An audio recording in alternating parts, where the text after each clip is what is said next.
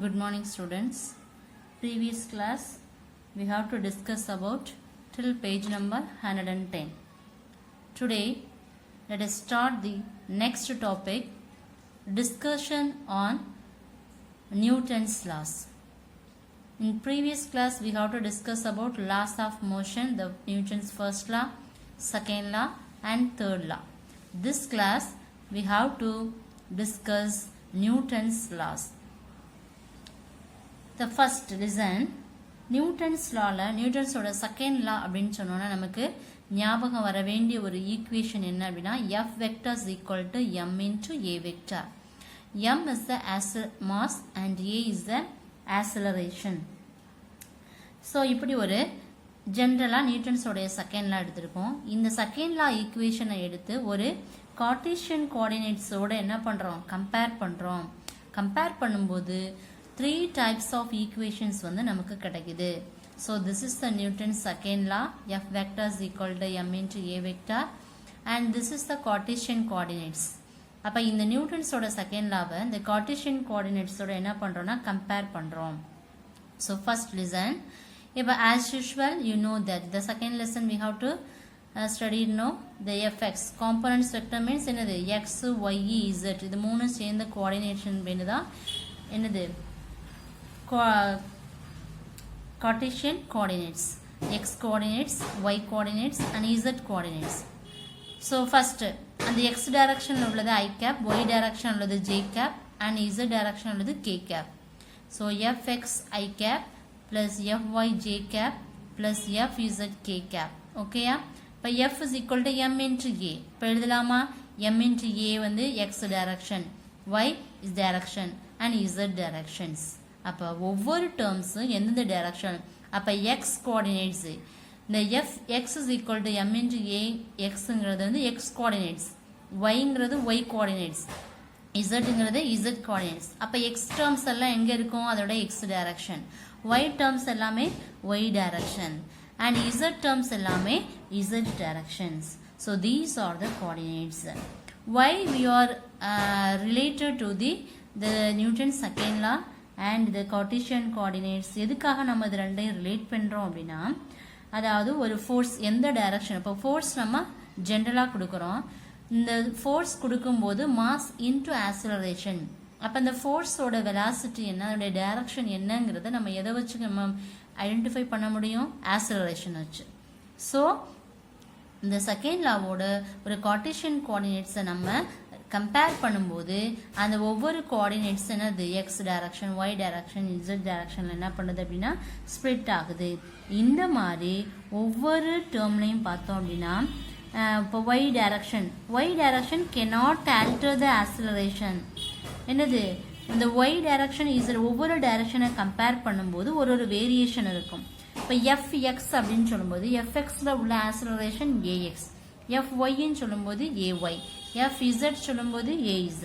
So these are the coordination system.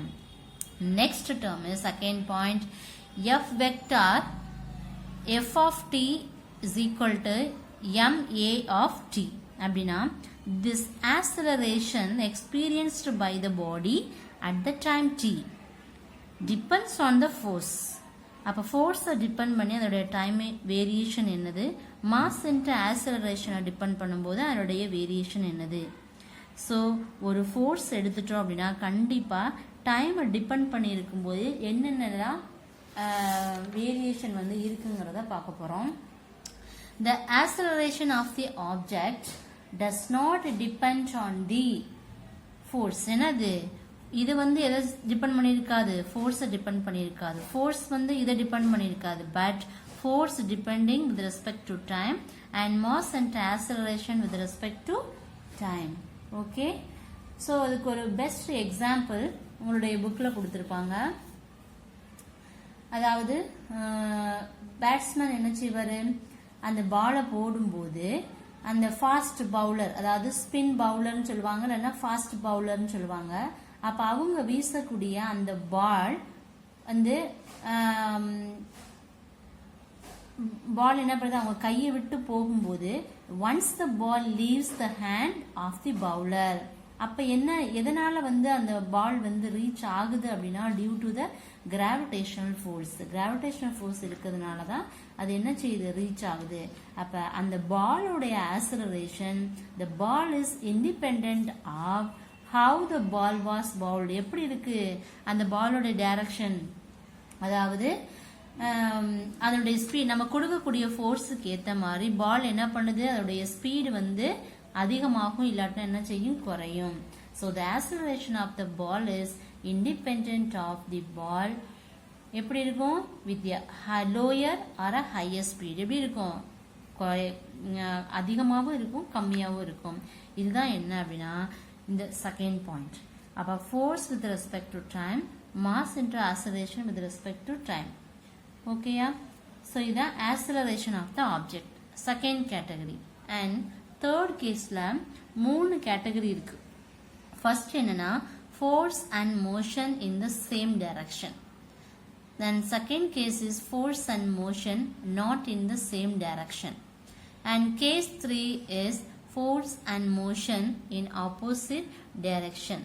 And case 4 zero net force but there is motion. இந்த மாதிரி ஒரு category இருக்கு. ஒரு கேட்டகரிக்கு நமக்கு எக்ஸாம்பிள் கொடுத்துருக்காங்க, பார்ப்போம். ஃபர்ஸ்ட் கேஸ் பார்ப்போம். force and motion in the same direction. First look at this diagram. இந்த diagram பாருங்க. ஒரு tree இருக்கு.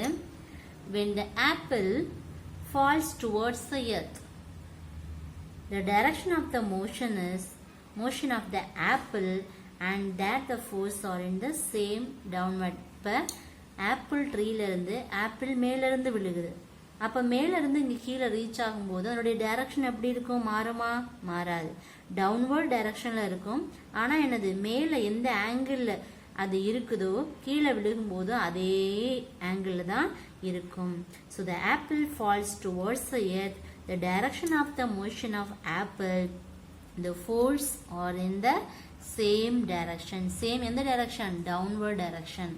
அப்ப ஆப்பிள் கீழே விழுகும்போது தரையில் அதனுடைய கீழே டவுன்வர்ட் ஃபோர்ஸ் என்ன இருக்கு, கிராவிடேஷன் ஃபோர்ஸ். அதனுடைய அப்வர்ட் ஃபோர்ஸ் என்னது, நார்மல் ஃபோர்ஸ். அப்போ ஆப்பிள் வந்து டவுன்வர்ட் டைரக்ஷனில் விழுகுறதுனால அந்த இடத்துல என்ன இருக்கு, கிராவிடேஷன் ஃபோர்ஸ் இருக்கு. அப்போ அதனுடைய வெலாசிட்டி என்ன செய்யும், சேம் ஸ்பீட் சேம் வெலாசிட்டில இருக்கும். ஏன்னா அந்த ஆப்பிளோடைய டைரக்ஷன் என்ன செய்யாது, மாறாது. ஏன்னா அது எந்த ஆங்கிள் விழுகுதோ அந்த ஆங்கிள் தான் டவுன்வர்ட் டைரக்ஷன்ல விழுகும். ஸோ என்ன செய்யாது, அப்போ எந்த ஒரு ஃபோர்ஸை கொடுத்தாலும் அது மூவ் ஆகும்போது சேம் டைரக்ஷன்ல இருக்கும். அந்த டைரக்ஷன் என்ன செய்யாது, மாறாது. இதுதான் என்னது, first case. And second case, look at this diagram. Force and motion not in the same direction. அதாவது ஃபோர்ஸ், நம்ம கொடுக்கக்கூடிய ஃபோர்ஸும் மூவ் ஆகக்கூடிய அந்த ஆப்ஜெக்டும் சேம் டைரக்ஷன்ல இருக்காது அப்படின்னு சொல்றோம். ஏன் அப்படின்னா த மூன், ஓகேயா, this is the moon, this is the earth. This moon experienced a force towards the earth. அப்ப எர்த்தை நோக்கி என்ன செய்யுது, மூன் போகுது. actually moves in the elliptically orbit. எப்படி சுத்தும், இது elliptically orbit சுத்தும். அப்ப the direction of the force is different from the direction of the motion. அப்ப இதோட டைரக்ஷன் மாறுமா, கண்டிப்பா மாறும். this is the moon, this is the earth. The moon experienced the force towards the earth. எர்த்தை நோக்கி போகும்போது இது எப்படி சுத்தும், elliptical orbitல சுத்தும். ஸோ அப்போ direction of the force will be different. அதோட டைரக்ஷன் என்ன செய்யும், மாறும். அப்போ இதுதான் என்ன அப்படின்னா ஃபோர்ஸ் அண்ட் மோஷன் என்ன இருக்காது, சேம் டைரக்ஷன்ல இருக்காது, டிஃப்ரெண்ட் டைரக்ஷன்ல இருக்கும். இது second case. And third case, force and motion in opposite direction. First பார்த்தது சேமா இருக்கும், செகண்ட்ல பார்த்தது சேமா இருக்காது, தேர்ட் கேஸ்ல ஆப்போசிட் டைரக்ஷன்ல இருக்கும். Look at this diagram. So இங்க ஒரு பாய் இருக்கான். அந்த பாய் என்ன பண்றான், ஒரு பால் வச்சிருக்கான், அதான் அதோடைய object. The ball is thrown vertically upward. இப்போ டைரக்ஷன் ஆஃப் த மோஷன் எங்க இருக்கும், அப்வர்ட் டைரக்ஷன். அப்ப கிரவுண்ட்ல இருக்கக்கூடிய ஃபோர்ஸ் என்னது, கிராவிடேஷன் ஃபோர்ஸ். அப்ப அப்வர்ட்ல இருக்கக்கூடியது normal force. When the object is thrown vertically upward, the direction of the motion also is upward, but the gravitational force is downward. Is it clear? அப்ப அவன் தூக்கி போற பால் வந்து மேல நோக்கி தான் போகுமே தவிர என்ன செய்யாது, அவன் அதனுடைய டைரக்ஷனை பொறுத்து என்ன செய்யும் கீழே. அப்ப கீழே இருக்குது டவுன்வர்ட் ஃபோர்ஸ், ஆனா அவனுடைய டைரக்ஷன் எங்க இருக்கு அப்வர்ட். அப்ப நம்ம என்ன சொல்லியிருக்கோம் ஆப்போசிட் டைரக்ஷன்ஸ். அப்ப கண்டிப்பா என்ன செய்யும் அவன் கொடுக்கக்கூடிய அந்த ஆப்ஜெக்ட் என்ன செய்யும் ஃபோர்ஸ் அண்ட் மோஷன் மூவ் பண்ணக்கூடிய அந்த ஆப்ஜெக்ட் என்ன செய்யும் ஆப்போசிட் டைரக்ஷன்ல இருக்கும். Is it clear? எஸ். அடுத்து தேர்ட் லாஸ்ட் கேட்டகரி. லாஸ்ட் வந்து zero net force but there is motion. ஏன்னா நெட் ஃபோர்ஸ்க்கு வந்து கிடையாது, ஆனா அதுல என்ன இருக்கும் மூவிங் இருக்கும். பாருங்க இது வந்து கிளவுட். இந்த கிளவுட்ல ரெயின் டிராப்ஸ். அந்த ரெயின் டிராப்ஸ் என்னது the raindrop gets detached from the cloud to experience both downward. அந்த மேகத்துல இருந்து மழை துளி விழுகும் போது என்ன டைரக்ஷன்ல விழுகும் டவுன்வர்ட் டைரக்ஷன்ல விழுகும். அப்ப டவுன்வர்ட் டைரக்ஷன்ல விழும்போது என்ன ஃபோர்ஸ் இருக்கு கிராவிடேஷனல் ஃபோர்ஸ். அப்ப அதுக்கு இடையில உள்ள பார்ட்டிகல் என்னது ஏர் பார்ட்டிகல். அப்ப என்ன செய்யுது அந்த ஏர் பார்ட்டிகல் இருக்கிறதுனால இந்த டிராப்ஸ் வந்து என்ன செய்யுது டவுன்வர்ட் டைரக்ஷன்ல விழுகுது.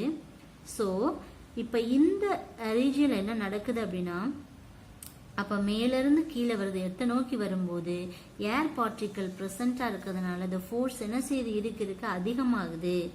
after some time the upward air track force cancel செய்யுது. கொஞ்ச நேரம் ஆக ஆக என்ன செய்யுது அதனுடைய ஏர் பார்ட்டிகல் கம்மியாகும் போது அதனுடைய கிராவிட்டி வர வர அதனுடைய கிராவிட்டி அதிகமாகிறதுனால அது என்ன செய்யுது அந்த ரெயின் டிராப்ஸ் ஒரு கான்ஸ்டன்ட் வெலாசிட்டியில என்ன செய்யுது அப்படின்னா சர்ஃபேஸ் ஆஃப் த எர்த்தை ரீச் பண்ணது தான் ஏர் ட்ராக். இது கிராவிட்டி. அப்ப வந்து என்ன செய்யுது ஃபர்ஸ்ட் அந்த ரெயின் டிராப்ஸ் விழுகுது, அந்த ஏர் ட்ராக் இருக்கிறதுனால என்ன செய்யுது பட் டவுன்வர்ட் டைரக்ஷன்ல வருது கிராவிட்டி கிராவிடேஷனல் ஃபோர்ஸ். திருப்பி என்ன செய்யுது கொஞ்சம் தூரம் டிஸ்டன்ஸா மூவ் ஆகி வந்துருச்சு, அதே ஏர் ட்ராக் இருக்கு. திருப்பி என்ன செய்யுது டியூ டு த கிராவிட்டினால என்ன செய்யுது கொஞ்சம் கொஞ்சமா அது குறைஞ்சிட்டே வருது. அப்ப லாஸ்ட் எதை ரீச் பண்ணோம் அது எர்த்தை தான் ரீச் பண்ணோம். அப்ப the raindrops comes with the zero net force, therefore with zero acceleration but with non-zero terminal velocity. அப்ப என்னது இதுல நம்ம கொடுக்கக்கூடிய நெட் ஃபோர்ஸ் வந்து ஜீரோ, ஆனா வெலாசிட்டியோட ஸ்பீட் எப்படி இருக்கும் சேமா இருக்கும். Is it clear? எஸ். இதுதான் நம்ம பார்த்த 4 cases. Force and motion in the same டைரக்ஷனுக்கு ஒரு எக்ஸாம்பிள் பார்த்தோம். என்ன எக்ஸாம்பிள் வந்து அந்த பேட்ஸ்மேன் வச்சு நம்ம பார்த்தோம் இல்லையா. அடுத்து ஆப்போசிட் ரெண்டுமே சேம் டைரக்ஷன்ல இருக்காதுங்கிறதுக்காக ஆப்பிளையும் ட்ரீயும் எக்ஸாம்பிள் சொன்னோம். அடுத்து ஆப்போசிட் டைரக்ஷனுக்கு ஒரு பாய் என்ன செய்யறான் அந்த பாலை வந்து அப்வர்ட் டைரக்ஷன்ல போறான். அடுத்து ஃபோர்த் கேட்டகரி வந்து ரெயின் டிராப்ஸ். இது எல்லாமே அதோட எக்ஸாம்பிள்ஸ். Is it clear? இப்போ first point, second point, third point. அடுத்து fourth point is if the multiple forces அதாவது F1 vector, F2 vector, F3 up to Fn இது எல்லாமே ஒரு டைப் ஆஃப் த ஃபோர்ஸ். அப்ப Fங்கிறது net force. the net force equal to total force என்ன செய்யணும் எல்லா ஃபோர்ஸையும் ஆட் பண்றோம். 1 plus 2 plus 3 up to n வரைக்கும் ஆட் பண்றோம். by applying Newton's ஓட செகண்ட் லா யூஸ் பண்ணோம்னா என்ன வரும் the net force equal to mass into acceleration as usual நமக்கு தெரியும். இதுக்கு ஒரு பெஸ்ட் எக்ஸாம்பிள் சொல்றாங்க. இப்ப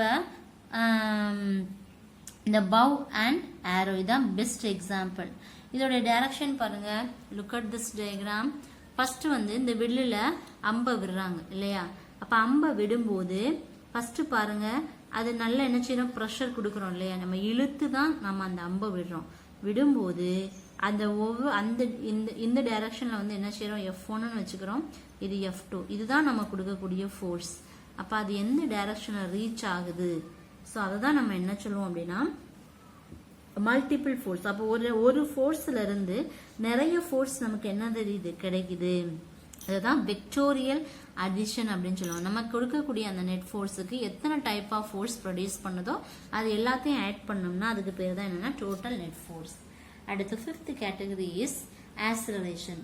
by applying the Newton's second law acceleration. The acceleration is the second. இது நம்ம என்ன சொல்லுவோம் அப்படின்னா செகண்ட் டெரிவேட்டிவ் ஆஃப் பொசிஷன் வெக்டர்னு சொல்லுவோம்.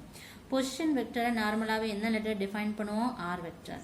அப்ப அந்த பொசிஷன் வெக்டரை டிஃபைன் பண்ணும்போது எதை பொறுத்து ஆக்ஸலரேஷனை பொறுத்து என்ன பண்றோம் அப்படின்னா அதை டிஃபரன்ஷியேட் பண்றோம். Acceleration is equal to d squared r vector by dt squared. அப்ப இதுல உள்ள ஃபோர்ஸ் என்னது F is equal to m into a. இதான நியூட்டன்ஸோட செகண்ட் லா. ஏங்கிற ஆக்ஸலரேஷன் நமக்கு தெரியும் இல்லையா. அப்ப இதை சப்ஸ்டிட்யூட் பண்ணீங்கன்னா F vector is equal to m into d squared r vector by dt squared. இதுதான் என்ன அப்படின்னா ஃபிஃப்த் பாயிண்ட். அடுத்து 6th பாயிண்ட் பாருங்க, m into dv by dt, அதாவது no force acts on the body, this Newton's second law. So v is the constant. இப்போ நியூட்டன்ஸோட first law, second law, third law ஒவ்வொன்றையும் வச்சு நம்ம என்ன பண்ணோம்னா இதோட ப்ரூஃப் பண்ணுவோம். மோஸ்ட்லி நம்ம நிறைய பார்ட் எடுத்துக்கிறது எந்த ஈக்குவேஷனா நியூட்டன்ஸோட second law. So M D V vector by D T is equal to 0. உங்களுக்கு தியரி பார்ட்ஸ் நிறைய கொடுத்துருப்பாங்க, இந்த மாதிரி டைப்பில் நீங்கள் எழுதுனீங்கன்னாவே போதும். At the 7th point, as usual, f vector is equal to m into a vector. Already we know that the momentum என்னதுப்பா, p is equal to m into a. Differential with respect to momentum. So dp vector by dt is equal to f vector. So these are the discussions of Newton's law. First point the coordination சொல்றோம், acceleration சொல்றோம், அதுக்கப்புறம் ஒவ்வொரு 4 கேஸ்க்கும் ஒவ்வொரு example சொன்னோம். அடுத்து என்ன பண்றோம், ஒரு ஃபோர்ஸ்ல இருந்து நிறைய மல்டிபிள் ஃபோர்ஸ் வரும். அதுக்கப்புறம் ஆக்சலரேஷன் வந்து பொசிஷன் வெக்டரை பொறுத்து என்ன செய்யறோம், டிஃபரன்ஷியேட் பண்றோம். அடுத்து அந்த வெலாசிட்டியை பொறுத்து என்ன செய்யறோம் அப்படின்னா ஃபோர்ஸ் எதுவுமே கிடையாது, அப்ப அதனுடைய value 0. At the last category is the force F is equal to ma. Is it clear? Yes. This is also important 3 mark question. So next அதை பேஸ் பண்ணி another one important, இந்த சாப்டர்ல ரொம்ப இம்பார்ட்டன்ட் இந்த பேசிக் டேர்ம்ஸ் உங்களுக்கு தெரியணும். இதை வச்சு நம்ம நிறைய டேர்ம்ஸ் இதை வச்சு தான் நம்ம என்ன செய்வோம் அப்படின்னா ப்ரூஃப் பண்ணுவோம். பாருங்க, அப்ளிகேஷன்ஸ் ஆஃப் நியூட்டன்ஸ் லால நம்ம ஃபர்ஸ்ட் பார்க்க போறது என்ன, ஃப்ரீ பாடி டயக்ராம். சரியாப்பா, ஃப்ரீ பாடி டயக்ராம்னா என்னன்னு முதல்ல நீங்க தெரிஞ்சுக்கணும். அதாவது நார்மலா நமக்கு என்ன நினைச்சுக்கணும், எந்த ஒரு ஆப்ஜெக்டா இருந்தாலும் அந்த ஆப்ஜெக்ட் வந்து நம்ம சென்டர்ல தான் ஃபிக்ஸ் பண்ணணும். இதுதான் ஃப்ரீ பாடி டயக்ராம் சொல்லுவோம். எந்த ஆப்ஜெக்டா இருந்தாலும் அந்த ஆப்ஜெக்டை நடுவில் மார்க் பண்ணணும். அந்த ஆப்ஜெக்ட்டுக்கு மேலே உள்ள ஃபோர்ஸ் கண்டிப்பா நார்மல் ஃபோர்ஸாக தான் இருக்கும். அப்போ கீழே உள்ள ஃபோர்ஸ் கண்டிப்பா கிராவிடேஷனல் ஃபோர்ஸ். இது ரெண்டையும் ஐடென்டிஃபை பண்ணிட்டீங்கன்னா மற்றதெல்லாம் என்ன செய்யலாம், நம்ம ஈஸியாக ஐடென்டிஃபை பண்ணலாம். அப்போ எந்த ஒரு ஆப்ஜெக்டா இருந்தாலும் அதை என்ன செய்யணும், சென்டர்ல ஃபிக்ஸ் பண்ணணும். அதுக்கப்புறம் அதனுடைய அப்வர்ட் டைரக்ஷன்ல உள்ள ஃபோர்ஸ் என்னன்னா நார்மல் ஃபோர்ஸ், அண்ட் டவுன்வர்ட் டைரக்ஷன்ல இருக்க ஃபோர்ஸ் வந்து என்ன அப்படின்னா கிராவிடேஷனல் ஃபோர்ஸ். ஓகேயா, அதுக்கப்புறம் ஒவ்வொரு டேர்ம் இப்போ இந்த ஃப்ரீ பாடி டயக்ராம் வரையணும்னா 3 ரூல் நீங்க ஃபாலோ பண்ணணும். ஃபர்ஸ்ட் ரூல் என்ன அப்படின்னா, identify the forces acting on the object. First என்ன ஆப்ஜெக்ட் கொடுத்துருக்காங்களோ அந்த ஆப்ஜெக்டை அசியூம் பண்ணணும். அந்த ஆப்ஜெக்டை நம்ம செலக்ட் பண்ணதுக்கு அப்புறம் அதில் என்னென்ன ஃபோர்ஸ்லாம் இருக்குங்கிறத ஐடென்டிஃபை பண்ணணும். First category. And second point என்ன செய்யணும், represent the object as a point. நீங்கள் எதை வந்து ஆப்ஜெக்டா வச்சிருக்கீங்களோ அந்த ஆப்ஜெக்ட் என்ன செய்யணும், ரெப்ரசன்ட் பண்ணணும். ஃபர்ஸ்ட் எது ஆப்ஜெக்ட் எது ஃபோர்ஸுங்கிறத ஐடென்டிஃபை பண்ணணும். அப்புறம் நம்ம ஐடென்டிஃபை பண்ண ஆப்ஜெக்ட் என்ன பண்ணணும், ரெப்ரசன்ட் பண்ணணும். அடுத்து என்ன பண்ணணும், draw the vectors representing the force acting on the object. அந்த ஆப்ஜெக்ட்ல எத்தனை விதமான ஃபோர்ஸ் வந்து ஆக்ட் ஆகுதுங்கிறத நம்ம ஃப்ரீ பாடி டயக்ராம் வரைஞ்சு என்ன செய்யணும், எக்ஸ்பிளைன் பண்ணணும். அதுதான் பேஸ் பண்ணி இனி ஒரு 12 ப்ராப்ளம்ஸ் இருக்கும். இந்த ஃப்ரீ பாடி டயக்ராம்ஸை யூஸ் பண்ணி ஈஸியான டேர்ம்ஸாக இருக்கும், புரிஞ்சுக்கலாம். ஃபர்ஸ்ட் பாருங்க, ஃபர்ஸ்ட் கொஸ்டின் என்ன கொடுத்துருக்காங்க அப்படின்னா, a book of mass m is at rest on the table. ஒரு டேபிள்ல ஒரு புக் வச்சிருக்கோம், அந்த புக் ரெஸ்ட் பொசிஷன்ல இருக்கு. What are the forces acting on the book. அப்ப அந்த புக்ல என்ன ஃபோர்ஸ் இருக்கு, and what are the force exerted by the book. அந்த புக்கு மேல, அப்ப அதுதான் அதோடைய ஆப்ஜெக்ட். அப்ப எத்தனை ஃபோர்ஸ் இருக்கு, அப்ப அதுல இருந்து எப்படி ஃப்ரீ பாடி டயக்ராம் வரையலாங்கிறது தான் பார்க்க போறோம். ஸோ இதுதான் ஒரு டேபிள்ல புக் வச்சிருக்கோம், இந்த புக்கு தான் ஆப்ஜெக்ட். இப்போ ஆப்ஜெக்ட் என்னங்கிறது இப்போ இந்த 3 ரூலை நம்ம ஃபாலோ பண்ணணும். ஃபர்ஸ்ட் என்ன பண்ணணும், ஐடென்டிஃபை த ஆப்ஜெக்ட். ஆப்ஜெக்டை வந்து ஐடென்டிஃபை பண்ணியாச்சு. அடுத்து என்ன பண்றோம், அந்த ஆப்ஜெக்டுக்கு வந்து அப்வர்ட் ஃபோர்ஸ் என்னது, நார்மல் ஃபோர்ஸ். டவுன்வர்ட் ஃபோர்ஸ் என்னது, கிராவிடேஷனல் ஃபோர்ஸ். அப்போ ஆப்ஜெக்ட் புக்கை செலக்ட் பண்ணியாச்சு, இந்த புக்கு தான் ஆப்ஜெக்ட். அப்போ கண்டிப்பாக புக்குக்கு மேலே, புக்கு வந்து எதில் இருக்கு, டேபிளில் இருக்கு. அப்போ மேலே இருக்க ஃபோர்ஸ் நார்மல் ஃபோர்ஸ், புக்குக்கு கீழே உள்ள ஃபோர்ஸ் என்னது, கண்டிப்பாக கிராவிடேஷனல் ஃபோர்ஸ். இது மாதிரி எல்லா ஆப்ஜெக்ட்டுக்கும் நீங்கள் இந்த மாதிரி தான் செய்யணும். இப்போ மேலே உள்ள ஃபோர்ஸ் வந்து நார்மல் ஃபோர்ஸு, கீழே உள்ள ஃபோர்ஸ் என்னது, கிராவிடேஷன் ஃபோர்ஸ். கிராவிடேஷன் ஆல்ரெடி நமக்கு தெரியும், m into g, mass into gravitation. தெரியும்லப்பா, the acceleration due to gravity தான் small letterல சொல்லுவோம், gravitation capital G ல நம்ம denote பண்ணணும். Can you understand? Yes. அப்ப இந்த மாதிரி, அப்ப இதுக்கு நம்ம ஃப்ரீ, அப்ப புக்கை செலக்ட் பண்ணியாச்சா, அந்த புக்கு தான் ஆப்ஜெக்ட். அப்ப புக்கு ஆப்ஜெக்டை ஃபிக்ஸ் பண்ணியாச்சா, ஆப்ஜெக்ட்டுக்கு மேலே உள்ள ஃபோர்ஸ் நார்மல் ஃபோர்ஸ், கீழே உள்ள ஃபோர்ஸ் என்னது டவுன்வர்ட் ஃபோர்ஸ். அடுத்ததோட டைரக்ஷன் மார்க் பண்ணணும் இல்லையா, ரெண்டுமே எந்த ஆக்சிஸ்ல இருக்கு, ஒய் ஆக்சிஸ். இது பாசிட்டிவ் ஒய் ஆக்சிஸ், இது நெகட்டிவ் ஒய் ஆக்சிஸ். இந்த வேல இருந்துச்சுன்னா இது இந்த டைரக்ஷன் வந்து எக்ஸ் டைரக்ஷன், இந்த டைரக்ஷன் என்னது ஒய் டைரக்ஷன். அப்ப எக்ஸ் டைரக்ஷன் அதோட யூனிட் வெக்டர் என்னது ஐ கேப், ஒய் டைரக்ஷன் அதோட யூனிட் வெக்டர் என்னது ஜே கேப். ஓகேயா, அப்ப இதை வச்சு நம்ம எப்படி எழுதணும். அப்ப இதோட டைரக்ஷன் என்னப்பா, ஃபர்ஸ்ட் என்ன ஃபோர்ஸ் இருக்கோ அதை செலக்ட் பண்றோம். அப்ப n இன்ட்டு இதோட யூனிட் வெக்டர் ஜே கேப், அப்ப n into j cap minus இது டவுன்வர்ட் டைரக்ஷன், அதனால என்ன போடுறோம் மைனஸ் m இன்ட்டு ஜி. அப்ப இதோட யூனிட் ஏன்னா downward direction minus j cap, அதனால தான் நம்ம இங்க என்ன போட்டிருக்கோம் மைனஸ் mg ஜே கேப். அப்ப unit vector unit j cap dot j cap அப்படின்னா என்னது 1. அப்ப இதுவும் வேல்யூ என்ன செய்யறோம் 1 ஆயிரும். அப்ப remaining n is equal to m into g. இப்ப இந்த டவுன்வர்ட் ஃபோர்ஸ் இந்த டேபிள்ல டவுன்வர்ட் ஃபோர்ஸ் எது கிராவிடேஷனல் ஃபோர்ஸ், அப்வர்ட் ஃபோர்ஸ் எது நார்மல் ஃபோர்ஸ்.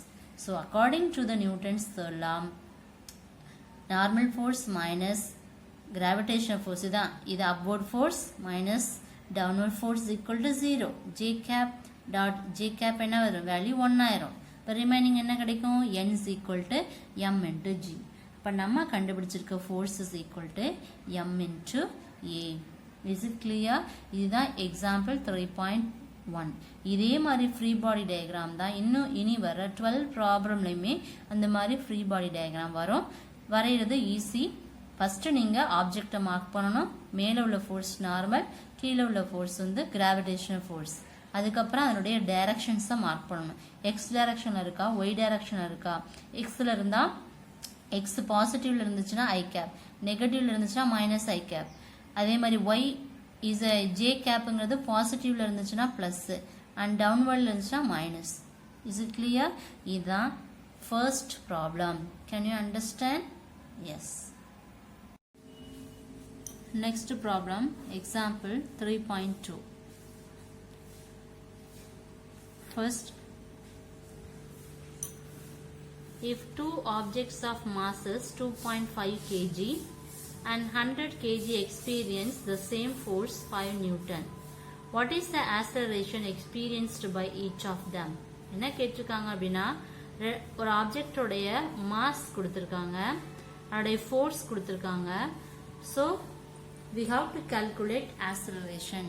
இப்போ ஃபர்ஸ்ட் மாஸ் வந்து m1, second mass m2. Then force value is given, F is equal to Fn. So we have to calculate the first force apply பண்ணும்போது அதனுடைய acceleration என்ன, then second force apply பண்ணும்போது அதனுடைய acceleration என்ன. So A1, A2 calculate பண்ணணும். So first is that for the object of mass 2.5 kg apply பண்றோம் by applying Newton's law, second law. Second law நமக்கு தெரியுமா, எப்போ கேட்டாலும் நியூட்டன்ஸோடைய செகண்ட் லான்னு சொன்னால் F is equal to ma ஞாபகம் வரணும். நியூட்டன்ஸோட தேர்ட் லானா F12 is equal to minus of F21ங்கிறது நம்மளுடைய மைண்டில் எப்போதுமே அது என்ன செய்யணும், ஸ்டேபிளாக இருக்கணும். நியூட்டன்ஸோட second law F is equal to ma. அப்போ ஃபர்ஸ்ட் என்ன கண்டுபிடிக்கணும், A1. அப்போ F is equal to m1 A1. அப்போ இது வந்து acceleration கண்டுபிடிக்கலாமா, acceleration is equal to F by m, that means A1 is equal to F by m1. So the value of F is given and mass m1 இது எல்லாமே தெரியும். then என்ன calculate பண்ணணும் acceleration. so 5 by 2.5 என்ன வரும் 2 meter second minus 2. and second category for the object of mass 100 kg.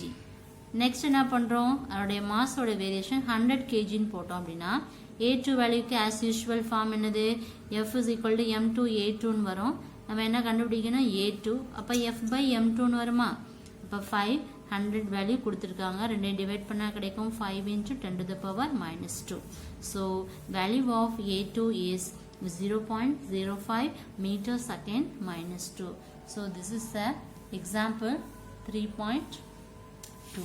Next is example 3.3. Example 3.3 listen. Which is the greatest force among three force? அதாவது 3 type of force கொடுத்திருக்காங்க. F1, F2, F3. இந்த diagram பார்க்கும்போதே நமக்கு தெரியும் எதோட length அதிகமா இருக்கு. F1ஓட length வந்து அதிகமா இருக்கு. அப்போ எதோட ஃபோர்ஸ் அதிகமா இருக்கணும்? F1ஓட ஃபோர்ஸ் அதிகமா இருக்கணும். அதுக்கு அடுத்த செகண்ட் கேட்டகரியில் உள்ளது F2, அடுத்து லாஸ்ட் கேட்டகரியில் உள்ளது F3. ஸோ இதில் வந்து நம்ம என்ன கண்டுபிடிக்கலாம்? the force is the என்னது vector and magnitude of the வெக்டரை வந்து நம்ம எப்படி ரெப்ரசன்ட் பண்றோம்? Length of the vector. So F1 vector is the greater length. எதை? இந்த ரெண்டு ஃபோர்ஸையும் கம்பேர் பண்ணும்போது எதுல லென்த் அதிகமா இருக்கு? F1. அப்ப கிரேட்டஸ்ட் ஃபோர்ஸ் எதுல இருக்கு? F1. அப்ப F1 is the largest of 3. இப்ப 3யும் கம்பேர் பண்ணும்போது F2 F3ஐ விட லென்த் அதிகமா உள்ள ஃபோர்ஸ் எதுனா F1. ஓகேயா? Then next example 3.4. 3.4 பாருங்க. First question. Apply Newton's second law to a mango hanging from a tree. Mass of the mango. என்ன கொடுத்திருக்காங்க? ஒரு மரத்துல மேங்கோ என்ன செய்யுது? கீழே இருக்கு. அதுல இருந்து நம்ம என்ன கண்டுபிடிக்கணும்? இந்த மேங்கோவுடைய மாஸ் கொடுத்திருக்காங்க. அப்ப ஃபர்ஸ்ட் ஒரு ட்ரீ, இதை வந்து நம்ம ட்ரீயா நினைச்சுக்குவோம். இந்த ட்ரீல இருந்து ஒரு மாங்காய் என்ன செய்யுது? என்ன டைரக்ஷன்ல? ஸோ ஹேங் பண்ணியிருக்கோம். இந்த ட்ரீல இருந்து ஒரு த்ரெட்டை வந்து என்ன செய்யறோம்? ஏன்னா மரத்துல இருந்து மாங்காய் தொங்குதுங்கிறது நம்மளுடைய கான்செப்ட். அப்ப இது மரம், இதுல இருந்து ஒரு மாங்காய் இருக்கு. இந்த மாங்காயோடைய மாஸ் கொடுத்திருக்காங்க. m = 400 கொடுத்திருக்காங்களாப்பா. அப்ப இதுல இருந்து என்ன கண்டுபிடிக்கணும்? அப்ப இது பார்க்கும் போதே என்ன டைரக்ஷன்ல இருக்குது? சாலிட்னு தெரியும், எக்ஸ் டைரக்ஷன், ஒய் டைரக்ஷன். அப்ப இதுல ஆப்ஜெக்ட் என்னது? மாஸ். ஆப்ஜெக்ட் வந்து மேங்கோ. இப்ப மேங்கோ ஆப்ஜெக்ட் எழுதியாச்சா? இப்ப ஆப்ஜெக்ட்டுக்கு மேல என்ன இருக்கு? இது வந்து ஒரு ஸ்ட்ரிங்ல தொங்குது. அப்ப இங்க என்ன ஃபோர்ஸ் இருக்கு? டென்ஷனல் ஃபோர்ஸ். ஓகேயா? அப்ப ஒவ்வொன்றுக்கும் வேரி ஆகும் பாருங்க. அப்ப அப்வர்ட் ஃபோர்ஸ்ங்கிறது நார்மல் ஃபோர்ஸ் நமக்கு தெரியும். ஆனா இது என்ன டைரக்ஷன்ல மட்டும்தான் இருக்கு? டவுன்வர்ட் டைரக்ஷன்ல தான் இருக்கு. அப்ப இந்த ட்ரீக்கும் இந்த மேங்கோக்கும் இடையில என்ன இருக்கு? ஒரு ஸ்ட்ரிங் இருக்கு இல்லையா? அப்ப அங்க என்ன ஃபோர்ஸ் இருக்குன்னா டென்ஷனல் ஃபோர்ஸ். அப்ப ஆப்ஜெக்ட் வந்து மேங்கோன்னு ஃபிக்ஸ் பண்ணியாச்சு. அதோட அப்வர்ட் ஃபோர்ஸ் என்னது? Tensional force. And downward force என்னதுன்னா m × g. இப்போ mass value is given. m = 400 g and g ஓட வேல்யூ கொடுத்திருக்காங்க 9.8 m/s -2. ஓகேயா? But tensional force acting on the mango. இதுல வந்து ஃபர்ஸ்ட் வந்து உங்களுக்கு புக்ல வந்து ரொம்ப பிரீஃபா கொடுத்திருப்பாங்க. அப்ப இதுதான் அதோடைய டைரக்ஷன். டைரக்ஷனுக்கு அப்புறம் மேங்கோக்கு எப்படி ஃப்ரீ பாடி டயக்ராம் வரையணும்னு நமக்கு தெரியும். அப்ப இதுல இருந்து என்ன செய்யறோம்? மாஸ் m ஓட வேல்யூ 400 கிராம், g ஓட வேல்யூ 9. இது வந்து கான்ஸ்டன்ட் டேர்ம். இது உங்களுக்கு தெரியணும். அப்ப இதுல இருந்து அதோட டென்ஷனல் ஃபோர்ஸ் நம்ம கண்டுபிடிக்கணும். அப்ப எப்படி கண்டுபிடிக்கலாம்? the tension force acting on the mango. மேங்கோல என்ன இருக்கு? t = தெரியும் நமக்கு m × g. அப்ப இது tங்கிறது அது அபோர்ட் ஃபோர்ஸ் என்னது? அடுத்து என்ன செய்யணும்? எல்லா ஃபோர்ஸையும் கேதர் பண்ணணும். இப்ப t என்ன டைரக்ஷன்ல இருக்கு? y direction. அப்ப அதோட unit vector j cap minus இது டவுன்வர்ட் டைரக்ஷன். அப்ப -mg. இதோட யூனிட் வெக்டர் என்னது? j cap = 0. அப்ப j cap dot j cap = value 1. அப்ப என்ன வரும்? t = m × g. அப்ப m ஓட வேல்யூ என்ன? மாஸ் என்ன கொடுத்திருக்காங்க? 400 கிராம்ல கொடுத்திருக்காங்க. நம்ம என்ன பண்ணிருக்கோம்? இத கன்வெர்ட் பண்ணிருக்கோம். ஸோ 0.4 அப்படின்னு எழுதியிருக்கோம். சரியாப்பா? இப்போ 0.4 × 9.8 இது ஜியோட வேல்யூ. ரெண்டையும் மல்டிப்ளை பண்ணீங்கன்னா என்ன கிடைக்கும்? 3.92 நியூட்டன். இப்போ டென்ஷனல் ஃபோர்ஸ் என்னது? T = 3.92 newton. Is it clear? Yes. உங்களுக்கு புக்கில் ரொம்ப ப்ரீஃபாக கொடுத்துருப்பாங்க. இது ஷார்ட்டாக ஒரே 2 or 3 லைன்ஸில் இது முடிஞ்சிடும். ஓகேயா students? Can you understand? S.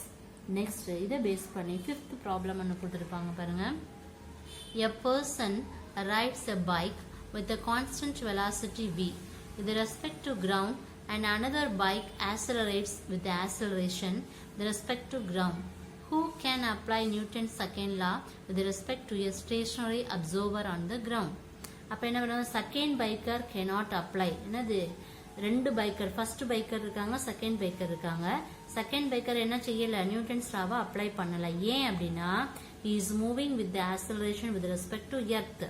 அப்ப எர்த்துங்கிறது ஒரு இனர்ஷியல் ஃப்ரேம் நம்ம படிச்சிருக்கோம் இல்லையா. அப்ப அவர் வந்து மூவ் ஆகும்போது ஆக்சலரேஷன் வந்து வித் ரெஸ்பெக்ட் டு எர்த். அப்ப ஃபர்ஸ்ட் பைக்கர் என்ன செய்யறாரு, நியூட்டன்ஸ் லாவை அப்ளை பண்றாரு. ஏன் அப்படின்னா he is moving at the constant velocity with respect to earth. அப்ப அவர் தான் அதுல என்னது இனர்ஷியல் ஃப்ரேம். இங்க வந்து எர்த் தான் அதோட inertial frame. he is not. ஏன்னா எர்த் இனர்ஷியல் ஃப்ரேமா இருந்தா தான் நம்ம என்ன பண்ண முடியும், அதோடைய வெலாசிட்டியை நம்ம ஈக்குவலா என்ன செய்ய முடியும், நியூட்டன்ஸ் லாவை அப்ளை பண்ண முடியும். இங்க இனர்ஷியல் ஃப்ரேம்ங்கிறது வந்து என்ன கிடையாது, எர்த் வந்து கிடையாது. அப்ப என்ன செய்ய முடியாது, நம்ம அந்த லாவை அப்ளை பண்ண முடியாது. கிளியர்? எஸ். அடுத்து பொசிஷன் வெக்டர். எக்ஸாம்பிள் 3.6 பாருங்க. the position vector of a particle is given by r vector கொடுத்திருக்காங்க. find the direction in which the particle experiences a net force. அப்ப என்ன பண்ணணும், r வெக்டர் பொசிஷன் வெக்டர் கொடுத்திருக்காங்க, f vector கண்டுபிடிக்கணும். fங்கிறது நமக்கு formula தெரியும், mass into acceleration. So இதுல இருந்து வெலாசிட்டி என்ன பண்ணணும், வெலாசிட்டியை இந்த பொசிஷன் வெக்டார்ங்கிறது வந்து ஆர் வெக்டார் இல்லையா, ஆருங்கிற லெட்டர்ல டிஃபைன் பண்ணும். So velocity means change in distance by change in time, அதுதான் அதோடைய ஃபார்முலா. இப்போ நம்ம ஈஸியாக கண்டுபிடிச்சிடலாமா. இது எல்லாமே என்ன கொடுத்துருக்காங்க, டி ஸ்கொயர். இது எல்லாமே வேரியபிள். இதுதான் என்னது, கான்ஸ்டன்ட். ஆல்ரெடி நம்ம டிஃபரன்ஷியேட் டேர்ம் நம்ம செகண்ட் லெசன்லேயே படிச்சிருக்கோம் இல்லையா. அப்போ டி ஆஃப் 3t, ஃபர்ஸ்ட் என்ன கொடுத்துருக்காங்க 3t பை dt. அடுத்த டேர்ம் என்ன கொடுத்துருக்காங்க 5t ஸ்கொயர். அடுத்து என்ன கொடுத்துருக்காங்க 7. இது வந்து கான்ஸ்டன்ட். கான்ஸ்டன்ட்டை நம்ம எடுக்க மாட்டோம், எது வேரி பண்ணணுமோ அதை தான் நம்ம என்ன பண்ணுவோம், டிஃபரன்ஷியேட் பண்ணுவோம். அப்போ இங்கே என்ன வரும், 3 வரும். 5 × t ஸ்கொயர் என்ன வரும், 10t j கேப். இப்போ இந்த வேல்யூ கான்ஸ்டன்ட் 0 வரும். இப்போ வெலாசிட்டி நமக்கு தெரியும். வெலாசிட்டி வச்சு ஆக்சலரேஷன் கண்டுபிடிக்கலாமா. Acceleration is equal to change in velocity by change in. இந்த ரெண்டு ஃபார்முலாவும் எப்போ கேட்டாலும் உங்களுக்கு தெரியும். வெலாசிட்டினா change in distance by change in time, ஆக்சலரேஷன்னா change in velocity by change in time. அப்போ ஆஸ் யூஷுவல் கண்டுபிடிச்சிருக்க ரெண்டு டேர்மே எழுதுவோம். அப்போ இது என்ன செய்யுது, இதுதான் டீங்கிறது வேரியபிள் டேர்ம். இப்போ இது கான்ஸ்டன்ட் ஆயிடுச்சுல, அப்போ இது 0 வரும். இந்த டேர்ம் மட்டும்தான் வரும். அப்போ 10 j கேப். அப்போ ஃபோர்ஸ் வந்து என்ன டைரக்ஷன் இருக்கு, j டைரக்ஷன். இப்போ j cap. But there are no net force along x and z direction. x directionலயோ z directionலயோ என்ன கிடையாது, நெட் ஃபோர்ஸ் கிடையாது. ஆனா எங்க இருக்கு, j directionல தான் அதோட நெட் ஃபோர்ஸ் இருக்கு. Is it clear? Yes. இந்த கிளாஸ்ல நம்ம எத்தனை ப்ராப்ளம் பார்த்திருக்கோம். ஃப்ரீ பாடி டயக்ராம் எப்படி வரையணும், எக்ஸாம்பிள் 3.1 என்ன, then next example 3.2, then next example 3.3, அதுக்கப்புறம் என்னது எக்ஸாம்பிள் 3.4 அண்ட் எக்ஸாம்பிள் 3.5 புக்கில் பார்த்தோம் 6. Is it clear? Yes. Dear students, today class is over and today your homework is நம்ம சால்வ் பண்ண 3.1, 2, 3, 4, 5, 6 இந்த ப்ராப்ளம் எல்லாம் நல்லா பார்த்துக்கோங்க. ஸோ எக்ஸாம்பிள் ப்ராப்ளம் எல்லாம் நீங்கள் நோட்டில் எழுத வேணாம், எக்ஸசைஸ் மட்டும் நீங்கள் நோட்டில் எழுதினா போகும். Dear students, remaining portion we will see next class. Thank you students. Thank you.